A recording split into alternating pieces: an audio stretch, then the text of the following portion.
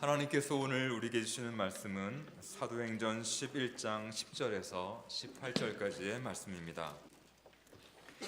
이런 일이 3번 있은 후에 모든 것이 다시 하늘로 끌려 올라가더라. 마침 3사람이 내가 유숙한 집 앞에 서 있으니 가이사랴에서 내게로 보낸 사람이라.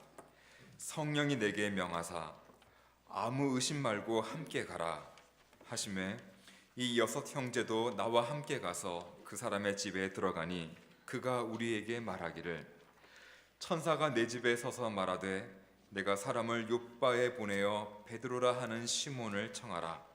그가 너와 내 온 집이 구원받을 말씀을 너에게 이르리라 함을 보았다 하거늘 내가 말을 시작할 때에 성령이 그들에게 임하시기를 처음 우리에게 하신 것과 같이 하는지라. 내가 주의 말씀에 요한은 물로 세례를 베풀었으나 너희는 성령으로 세례를 받으리라 하신 것이 생각났노라. 그런즉 하나님이 우리가 주 예수 그리스도를 믿을 때에 주신 것과 같은 선물을 그들에게도 주셨으니 내가 누구이기에 하나님을 능히 맡겠느냐 하더라. 그들이 이 말을 듣고 잠잠하여 하나님께 영광을 돌려 이르되 그러면 하나님께서 이방인에게도 생명 얻는 회개를 주셨도다 하니라. 아멘. 고맙습니다.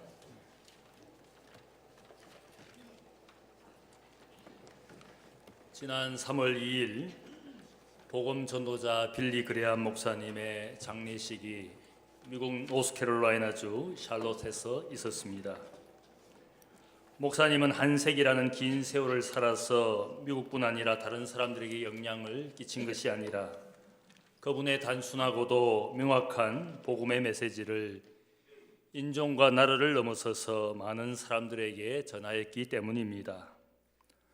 다른 복음 전도자들이나 혹은 TV 부흥사들과 달리 그분의 유명세에도 불구하고 겸손과 절제로서 개인의 삶이나 가정생활에 모범을 보이면서 미국의 역대 대통령들뿐 아니라 전 세계의 정치 지도자들에게 큰 존경을 받았던 분입니다. 일체의 정치 색채나 이념을 배제하고 순수하게 온 나라와 여러 민족들에게 평화와 회개의 복음을 전하였습니다.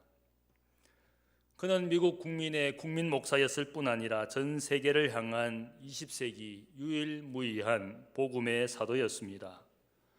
빌리 그레함 목사님은 한국과도 깊은 인연이 있어서 6.25 전쟁 중에 1952년에 한국 땅을 찾아와서 전쟁 중에 있는 한국민들을 위로하고 복음으로 격려했습니다. 한때는 평양을 방문해서 김일성에게 성경과 복음을 전하였습니다.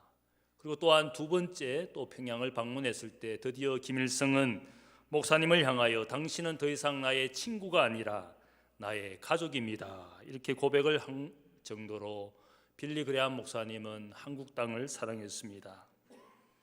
자신이 죽기 전에 한국 땅의 통일을 꼭 보고 싶다고 그토록 염원했던 목사님이었습니다. 여러분이 아는 대로 1973년 빌리 그레함 목사님의 여의도 집회에 한국민 100만 명 성도들이 그 자리에 모여서 그분의 메시지를 들었습니다. 한국 전역에서 교인들이 335 때를 지어서 버스를 타거나 기차를 타고는 서울로 와서 광장에 모여서 빌리 그레함 목사님의 메시지를 들었습니다. 사흘 동안 열린 집회에서 교인들은 한국교회 목사님들뿐만 아니라 그분의 설교를 듣기 위해서 도시락을 까먹으면서 3일 동안 그 여의도 광장에서 함께 있는, 아마 여러분들은 영상을 통해서 그 장면을 보았는지 모르겠습니다. 한국교회 역사상 잊지 못할 감동적인 장면입니다. 빌리 그레함 목사님도 자신의 수많은 전도 집회 가운데 이렇게 많은 100만 명 이상이 모인 교인들의 집회는 자신도 평생 경험해 보지 못했던 기억에 남을 만한 집회라고 소개를 했습니다. 어릴 적에 저희 어머님도 기차를 타고 집회에 참석하기 위하여 남편, 자식 새끼들 다 팽개치고 서울로 올라가셨던 모습이 지금도 선합니다. 당시 빌리 그레함 목사님의 설교 동영상을 보면 지금도 그분의 메시지는 깊은 감동을 주고 떨림을 전달합니다. 그분이 말씀하시기를 예수님은 이스라엘 땅에서 태어나서 그 땅에서 100마일 이상 떠나본 적이 없는 분이었지만 전 세계를 바꾸신 분입니다. 그분의 십자가 사건은 모든 사람들에게 구원을 주시는 사건이고 이 구원을 얻는 길은 오직 회개입니다. 미국인도 회개해야 되는 것이고 러시아인도 중국인도 구라파 사람도 한국인도 회개해야 되는 것입니다. 이 회개가 있을 때 우리에게 구원의 은혜가 있는 것입니다. 한국에서 가장 유명하고 똑똑한 교수님도 하나님 앞에 어린아이가 되지 아니하면 결코 천국에 갈 수 없습니다. 이분의 전하시는 메시지는 오늘 우리에게도 우리 세대에도 적용됩니다. 오늘 열강이 군비 경쟁을 벌이면서 얼마나 세상이 위험합니까? 한국 땅을 두고 수많은 열강들이 이 한국 땅에 일어나는 긴장을 보면서 얼마나 우리가 안타깝습니까? 미국 사람도 러시아 사람도 중국 사람도 일본 사람도 한국 사람도 똑같이 하나님 앞에 회개해야 되는 것입니다. 한국교회는 빌리 그레암 목사님의 복음의 메시지, 회개의 복음 메시지에 빚을 지고 있습니다.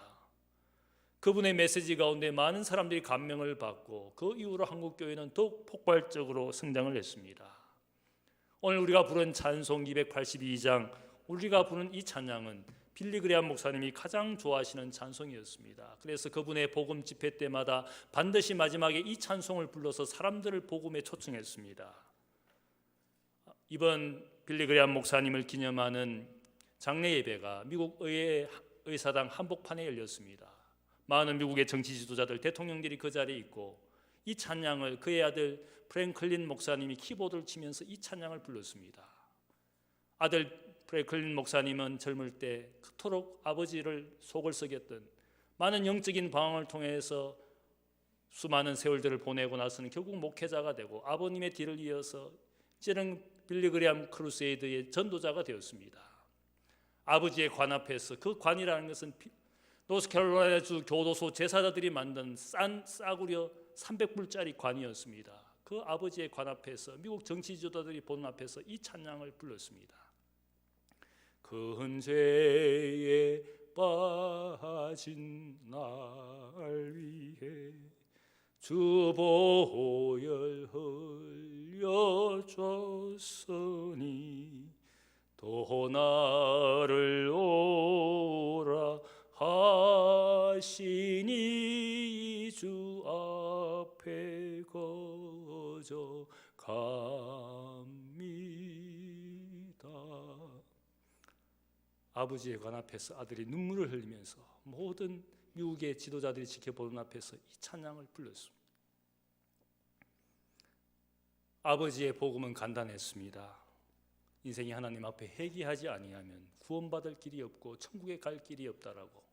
이 메시지를 인종과 민족과 이념을 초월해서 모든 사람들 앞에 전한 20세기 유일무이한 복음의 사도였습니다. 회개는 인종, 계층, 이념, 세대를 넘어서서 오늘도 우리가 하나님 앞에 해야 될 첫 번째 일입니다. 진정한 회개만이 변화와 성장의 밑거름이 되는 것입니다.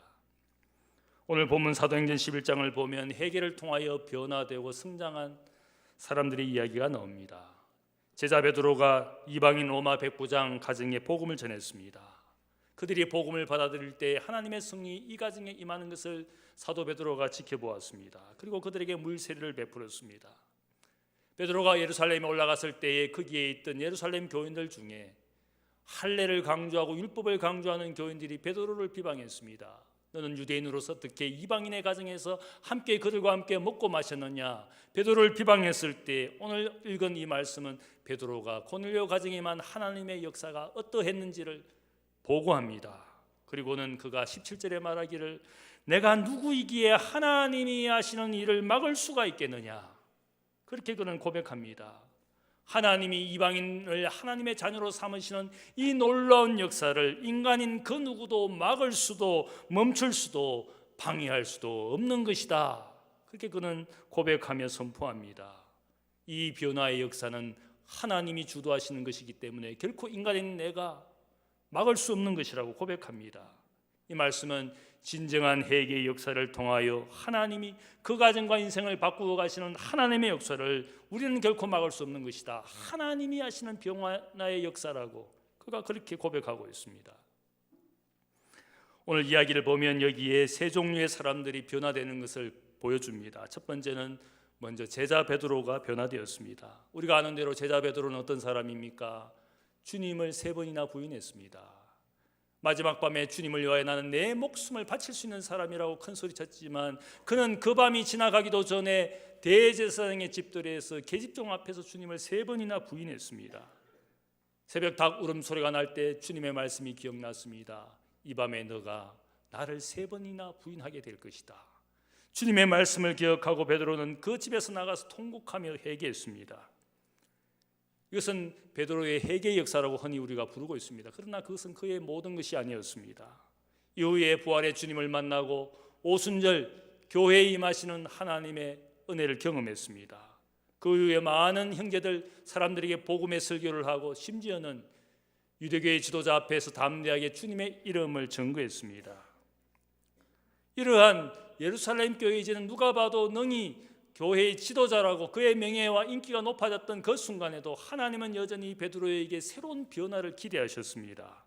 그것은 베드로의 생각과 마음이 더 높고 더 넓고 더 깊은 하나님의 뜻에 합당한 인생이 되기를 기대하신 하나님의 기대가 있었습니다. 바로 하나님의 기대 가운데 새로운 회심과 변화를 경험한 이야기가 오늘의 이야기입니다.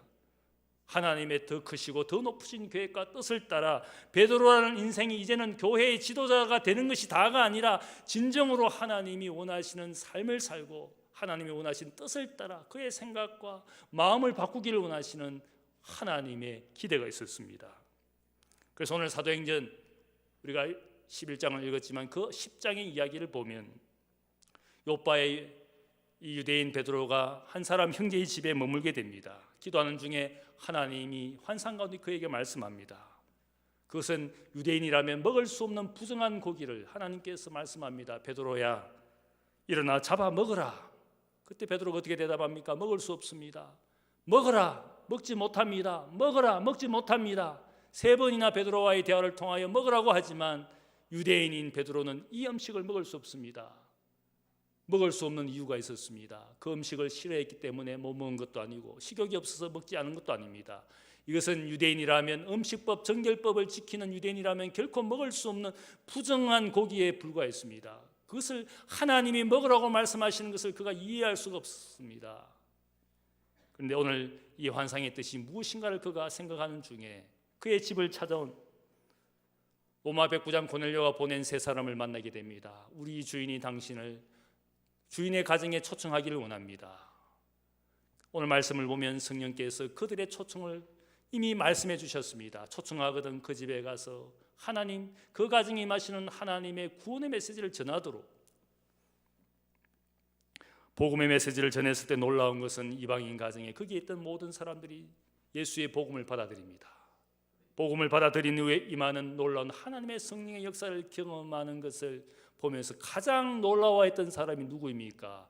바로 사도 베드로 그 자신이었습니다. 복음의 메시지를 전하였지만 진짜 그들이 복음을 받아들이고 심지어는 유대인들에게 임하였던 오순절 마가의 다락방에 임하였던 하나님의 성령의 똑같은 역사가 이방인 고넬료의 가정에 임하는 것을 보고 베드로가 가장 충격적으로 받아들입니다.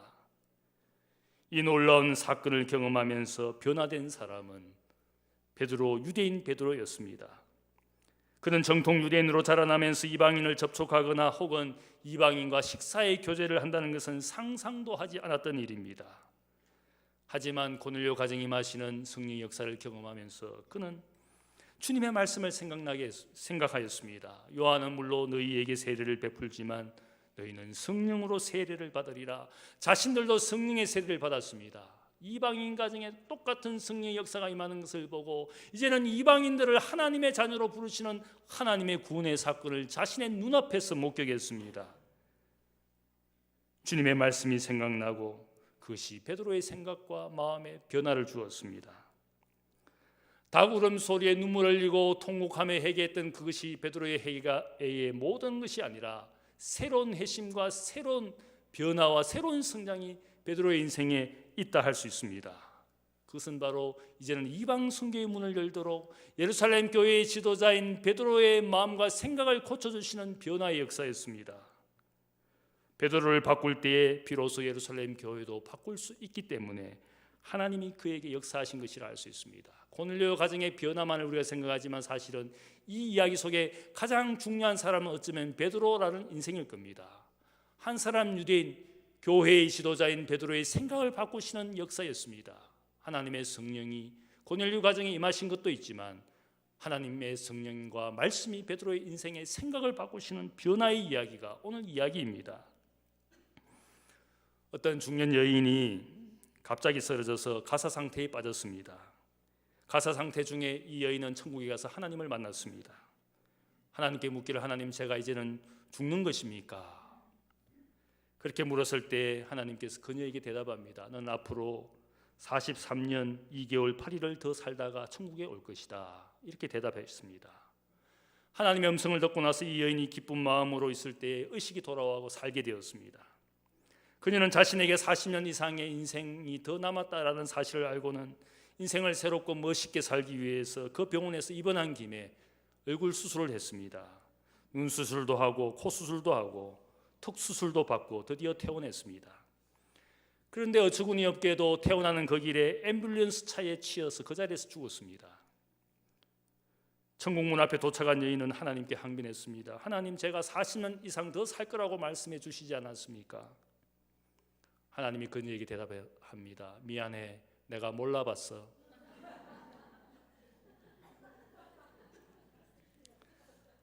하나님은 우리의 겉모양이나 혹은 환경이나 상황을 바꾸시기보다는 먼저 이 환경과 상황 속에 살아가는 나의 마음과 생각을 바꾸기를 원하시는 것이 하나님의 뜻이지 않겠습니까? 어떤 환경, 어떤 상황에 처하더라도 우리의 마음과 생각이 어떠냐에 따라서 그 환경과 상황을 이겨낼 수도 있고 오히려 그 환경에 좌절할 수도 있는 겁니다. 중요한 것은 환경과 상황은 언제나 달라지고 언제나 우리에게 부딪히는 것이지만 내 마음과 내 생각이 바뀌면 우리는 어떤 환경에서도 어떤 상황에서도 이겨낼 수가 있는 겁니다. 베드로의 생각, 베드로의 마음은 아직까지 유대교인의 마음이었습니다. 그의 마음이 바뀌어지지 않는 동안 복음의 문은 이방인을 향하여 열려있지 않게 될 겁니다. 그래서 하나님이 먼저 바꾸신 것은 베드로의 마음과 베드로의 생각을 먼저 바꾸주셨습니다. 한 사람 베드로를 바꾸는 것이 얼마나 중요한지를 하나님이 아셨기 때문에 그의 인생에 다시 한번 역사하신 것이 이 이야기의 하나의 중요한 사건이라 할 수 있습니다. 두 번째, 오늘 변화된 사람은 고넬료 가정이었습니다. 로마 백부장 고넬료는 사도행전 10장이 이야기하는 대로 경건하고 존경받는 사람이었습니다. 로마 군대의 백부장이었지만 그는 유대인들 위해 군림하지 않았습니다. 오히려 온 가족과 더불어 유대인들이 믿는 하나님을 경외하면서 유대인들을 위해서 구제와 기도에 힘쓰던 유대교로 개종한 경건한 이방인이었습니다. 그래서 그 사람의 모습을 보면서 유대인들조차도 존경하고 칭찬하던 특별한 사람이었습니다. 사도행전 10장 이야기를 보면 그것만으로 충분하지 않았습니다. 하나님은 하나님을 경외하는 고넬료를 더욱 사랑하셔서 그와 그의 집이 구원받기를 원했습니다. 예수님의 복음을 듣고 하나님을 온전히 믿는 믿음의 사람, 그리스도인 되기를 원하셨기 때문에 그가 기도 중에 하나님이 천사를 보냅니다. 저 요바에 있는 베드로를 불러서 너의 가정에 예수의 복음, 구원받는 복음의 메시지를 듣기를 원하시는 하나님의 말씀을 전달했습니다. 하나님의 말씀에 순종해서 고넬료가 요바에 있는 유대인 베드로를 초청합니다. 그가 이 모든 일들을 행한 이유가 있습니다. 그는 하나님의 메시지를 들었습니다. 자신과 자신의 가정에 일어날 하나님의 변화의 역사가 있을 것을 그는 기대하기 시작했습니다. 그래서 너무나 변화를 기대하고 사모했기 때문에 저 유대인 비천한 사람을 자신의 집에 초청합니다. 놀라운 것은 베드로가 자신의 집에 도착했을 때 어떻게 합니까? 그의 발 앞에 엎드리고 절을 합니다. 로마 사람 백부장 고넬료가 자신 앞에 엎드려 절하는 것을 보고 베드로가 놀랍게 여깁니다. 나도 사람이다. 나에게 절할 필요가 없다. 베드로의 그 절 앞에 고넬료가 말하는 것이 있습니다. 사도행전 10장 33절을 보면 이제 우리는 주께서 당신에게 명하신 모든 것을 듣고자 하여 다 하나님 앞에 있나이다. 로마 사람 백부장 고넬료가 유대인 베드로에게 절을 한 이유를 그가 말하고 있습니다. 그는 하나님의 메시지를 들었습니다. 저 하나님의 사람 베드로를 초청하여 너와 너의 가정에 베풀어질 구원의 복음을 듣기를 사모하라고 그가 받았을 때 이 베드로를 초청하고 그를 위해서 그가 절한 것이 아니라 마치 나와 내 가정은 당신 앞에 있는 것이 아니라 하나님 앞에 있는 것입니다. 베드로를 하나님의 사람으로 인정하고 그가 전하는 메시지가 하나님이 전하시는 메시지인 줄을 알기 때문에 그가 그 앞에 엎드려 절한 겁니다. 고넬료라는 사람은 이제 우리가 당신 앞에 있습니다. 이 말을 보면 그가 이때가 이 시간이 하나님께서 자신과 자신의 가정에 구원을 주시는 변화의 역사를 시작하는 시간이라고 그가 이 시간을 사모하고 기다렸던 겁니다. 너무 사모하고 너무 기다렸기 때문에 베드로가 오자마자 그 앞에 엎드린 겁니다. 하나님 앞에 엎드린 겁니다. 내 인생과 내 가정을 바꾸어 주실 하나님의 때라고 생각을 한 겁니다. 너무나 간절하였기 때문에 베드로 발 앞에 엎드렸습니다. 너무나 놓칠 수 없는 인생에 다시 없는 변화의 기회라고 생각을 했기 때문에 베드로 발 앞에 엎드린 겁니다. 그래서 가족과 자신의 온 친척과 가까운 친구들을 이 변화의 기회와 시간을 놓칠 수 없기 때문에 자신의 집에 모든 사람들을 모아드렸습니다. 하나님의 사람 베드로가 전하는 이 구원의 메시지를 받고 함께 변화되고 함께 구원받는 사람들 되기를 원해서 이 고넬료가 그토록 간절히 기다렸습니다. 하나님이 하시는 변화의 역사는 단순한 변화가 아니라 구원을 얻고 생명을 얻는 변화가 이 시간 이때 일어났기를 그가 원하고 기대했기 때문에 그가 그렇게 간절히 사람들을 모아놓고 베드로를 기다렸습니다. 변화를 사모하는 사람에게 변화가 있는 줄로 믿습니다. 기독교는 변화시키는 복음의 역사이지 않습니까? 기독교의 신앙은 무엇입니까? 이 신앙을 내가 받아들이면 내 삶에 내 가정에 변화가 일어날 것을 믿기 때문에 우리가 이 복음과 기독교 신앙을 받아들인 것이지 않겠습니까? 성령과 말씀의 역사가 무엇입니까? 말씀이 우리에게 전해지지만 내 인생을 바꿀 수 없는 말씀이라면 그 말씀을 들을 필요가 없습니다. 하나님의 말씀은 살아있고 운동력이 있어 우리의 영혼과 마음과 골수와 관절을 쪼개기까지 살아있는 말씀이다. 그 말씀은 무슨 뜻입니까? 하나님의 말씀은 인생을 바꿔주시는 말씀이라는 겁니다. 하나님의 성령은 인생을 해결시켜 주시고 인생에게 새로운 성장과 변화를 주시는 성령의 역사이지 않습니까? 그래서 우리는 살아있는 하나님의 영이라고 그러는 겁니다. 나를 바꾸시고 가정을 구원하시고 우리의 공동체와 민족을 바꿔주실 하나님의 영이라고 믿기 때문에 오늘 우리가 성령의 시대라고 그러는 겁니다. 변화가 일어나지 않는 신앙, 변화가 일어나지 않는 인생, 그것은 문제가 있습니다. 고넬료는 간절히 엎드렸습니다. 자신의 모든 아는 사람들을 다 초청했습니다. 베드로가 전하는 하나님의 말씀을 통하여 인생과 가정이 바꾸어지고 구원받을 것을 믿었습니다. 그래서 고넬료 가정에 변화가 일어났습니다.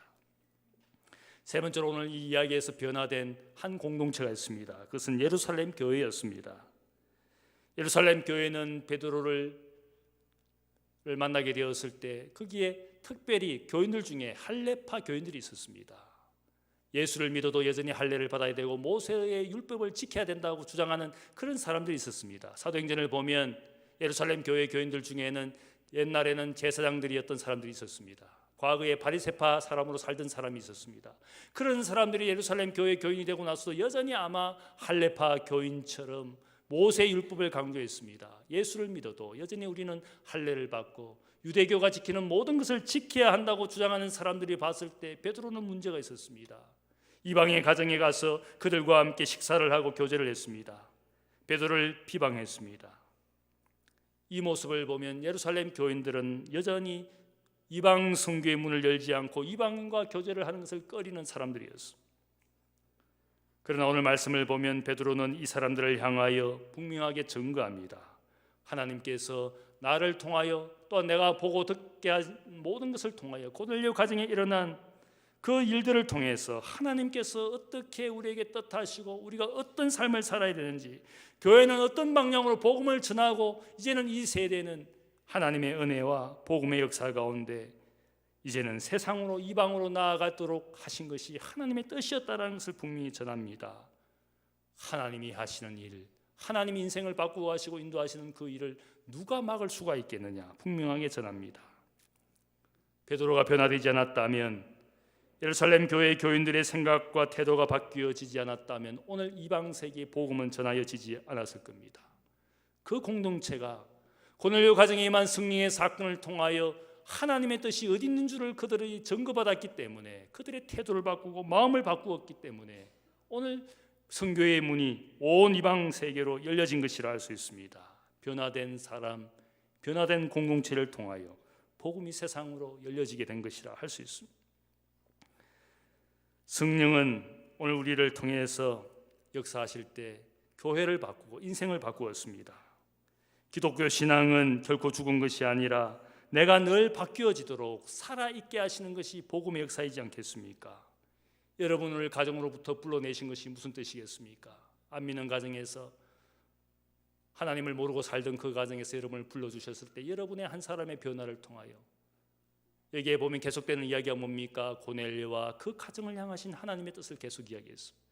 한 사람의 경건과 구제하고 기도하는 삶으로 그의 인생을 부르신 것이 아니라 그를 통하여 그의 가족들과 그의 친척들과 그의 친구들을 부르시는 하나님의 변화의 역사가 있었습니다. 나의 변화로 그친 것이 아니라 나의 변화를 통하여 가정을 바꾸시고 공동체를 바꾸시고 세상을 바꾸기를 기대하시는 하나님의 변화의 역사였습니다.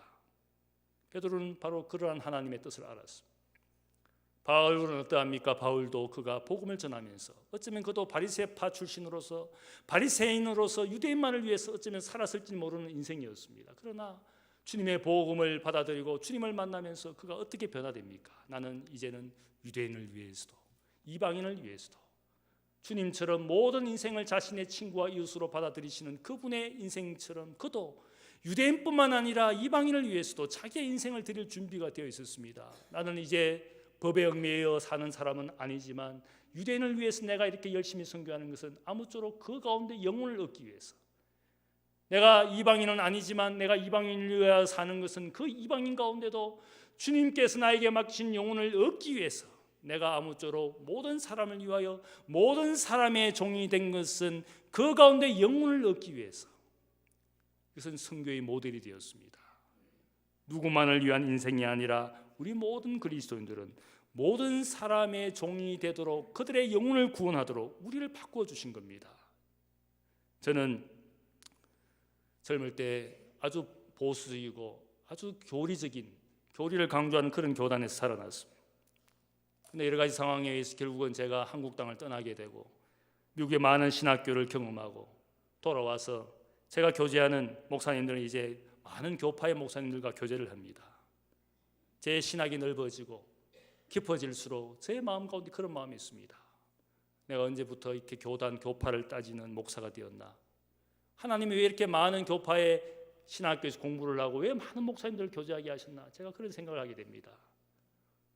신학이 넓어지고 깊어질수록 더 많은 사람들을 나의 이웃으로 받아들입니다. 다른 교파를 할지라도, 심지어 다른 종교를 할지라도 그 인생을 이해하고 그 사람들을 이해하는 마음을 가진 목사가 되어가면서 저는 이것이 나의 성장이구나. 내가 만일 그 교파, 그 신학교에서 목사가 되어서 지금까지 살고 있었으면 나는 우물한 깨구리처럼 늘 그런 교리와 교조적인 사람이 되어서 늘 그 끝밖에 몰랐던 인생이 되었을 것인데, 지당한 세월을 통하여 하나님께서 내가 많은 곳에서 공부를 하고 많은 다양한 교파의 목사님들을 만나면서 내 인생이 성장한 것이구나. 우리가 어떠합니까? 예수를 믿고 복음을 알아갈수록, 말씀을 알아갈수록 여러분의 마음이 넓어지고 있습니까? 아니면 좁아지고 있습니까? 무엇을 우리가 성장이라고 말할 수가 있는 겁니까? 주님은 모든 사람을 자신의 이웃으로 받아들였습니다. 바리새인, 죄인 따지지 않았습니다. 세리를 따지지 않았습니다. 높은 사람 따지고 부자를 따지고 가난한 사람을 따지지 않았어요. 누가 초청하든지 언제든지 그들의 집에 가서 식사의 교제를 나눴어요. 그것이 예수님의 모습이었습니다. 어느 순간부터 예수를 잘 믿는다는 사람들이 더 분열을 하는 사람이 되었습니다.